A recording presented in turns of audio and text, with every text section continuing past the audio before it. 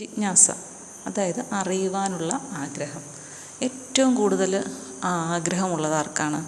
മുതിർന്നവർക്കാർക്കുമല്ല, കുട്ടികൾക്കാണ്. നിങ്ങൾ ശ്രദ്ധിച്ച് നോക്കിയാൽ എപ്പോഴായാലും കുട്ടികളെ ശ്രദ്ധിച്ചറിയാം. നമ്മൾ അവരിൽ നിന്ന് എന്തെങ്കിലും ഒളിപ്പിക്കാൻ ശ്രമിച്ചാൽ അതെങ്ങനെയും അവർ കണ്ടെത്തുക.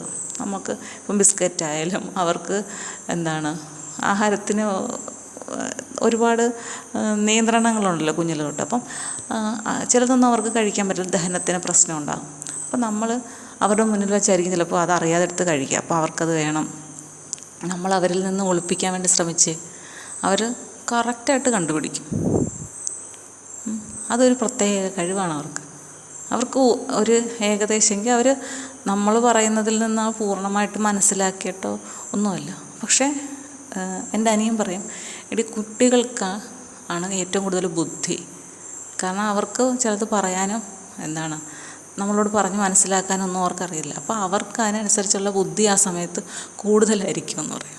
അത് ശരിയാണ്, അവർക്ക് അവരുടേതായിട്ടുള്ള ബുദ്ധി ഉണ്ട്. നമ്മളെ അത് പറയേണ്ട രീതി അറിയത്തില്ലെങ്കിലും നമ്മളെ ഏതെങ്കിലും രീതിയിൽ നമ്മളോട് അവരത് കാര്യം അവതരിപ്പിക്കും.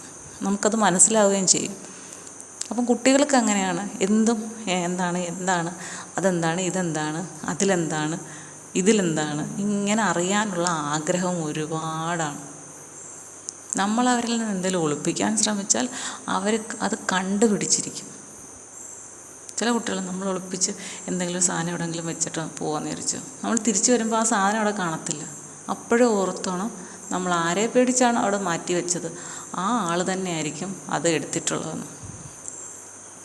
അപ്പോൾ ഈ ഒരു ജിജ്ഞാസ, അതായത് അറിയുവാനുള്ള ആഗ്രഹം അവർക്കൊപ്പം വളരുന്നുണ്ട് എങ്കിലും ഒരു കാലഘട്ടമായി കഴിയുമ്പം തങ്ങൾക്ക് മടി എന്നുള്ളത് ജിജ്ഞാസയ്ക്ക് പകരം വരാൻ തുടങ്ങിയാൽ അവിടം കൊണ്ട് ജിജ്ഞാസ എന്നുള്ളതിന് ഒരു താൽക്കാലികമായിട്ടുള്ളതെങ്കിലും വിരാമം സംഭവിക്കും. എന്നുവെച്ചാൽ മടി വന്നു കഴിഞ്ഞാൽ എന്തെങ്കിലും ആയിക്കൊള്ളട്ടെ എന്നുള്ളൊരു ചിന്ത വരും. അപ്പോൾ ആ ജിജ്ഞാസ അവിടെ സ്റ്റോപ്പാവും. പക്ഷേ കുട്ടികളെ അറിവ് എന്ന ഒരു കാര്യത്തിലേക്ക് തിരിച്ചു വിടുക, അവരുടെ ബുദ്ധി അതിലേക്ക് ശ്രദ്ധ കൊടുക്കാനായിട്ട് നമ്മൾ ശ്രമിക്കുക. ഇപ്പം ഇന്നത്തെ തലമുറയുടെ അവസ്ഥ അറിയാമല്ലോ. എല്ലാം ജയിക്കുക എന്നുള്ള രീതിയിലും എന്നെ ഒന്ന് വഴക്ക് പറഞ്ഞാൽ തിരിച്ച് ഞാൻ രണ്ട് പറഞ്ഞില്ലെങ്കിൽ എന്തോ ഒരു അപമാനമാണ് എന്നൊക്കെ കരുതുന്ന കുട്ടികളാണിപ്പോൾ കൂടുതൽ, അല്ലേ?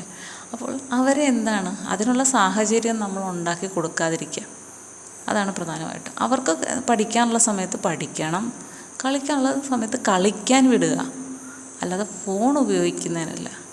മനസ്സിലായോ? അപ്പോൾ അവർക്ക് കുഞ്ഞിലേ ഉണ്ടായിരുന്ന ആ ജിജ്ഞാസ, അതായത് അറിയുവാനുള്ള ആഗ്രഹം, പോസിറ്റീവായ കാര്യങ്ങൾ അറിയുവാനുള്ള ആഗ്രഹങ്ങൾ നമ്മൾ വളർത്തിക്കൊണ്ട് വരിക.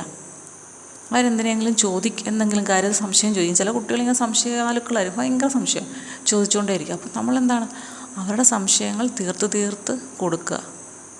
അതെല്ലാം പോസിറ്റീവായിരിക്കണം. നെഗറ്റീവായിട്ടുള്ള ഒന്നിനെക്കുറിച്ചും അനാവശ്യമായ വർത്തമാനങ്ങൾ ഒഴിവാക്കുക.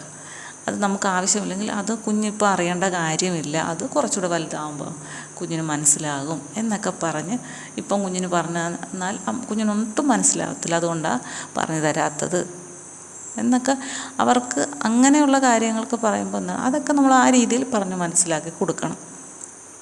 അല്ലാതെ അവരുടെ അറിയുവാനുള്ള ആഗ്രഹത്തെ ഒരിക്കലും നമ്മളായിട്ട് ഇല്ലായ്മ ചെയ്യരുത്. ശരിയല്ലേ? കാരണം ഭാവി തലമുറയാണ്. അവർക്ക് ആ അറിയുവാനുള്ള ആഗ്രഹം ഉണ്ടെങ്കിൽ മാത്രമേ അവരുടെ ബുദ്ധി വികസിച്ച് വരികയുള്ളൂ. പഠിക്കാനും പോസിറ്റീവായിട്ടുള്ള കാര്യങ്ങൾക്കെല്ലാം തന്നെ. അതുകൊണ്ട് ആ ഒരു രീതിയിൽ കുട്ടികളുടെ ജിജ്ഞാസയെ വളർത്തിയെടുക്കുക എന്നുള്ളത് ഏതൊരു രക്ഷിതാവിൻ്റെയും കടമയാണ്.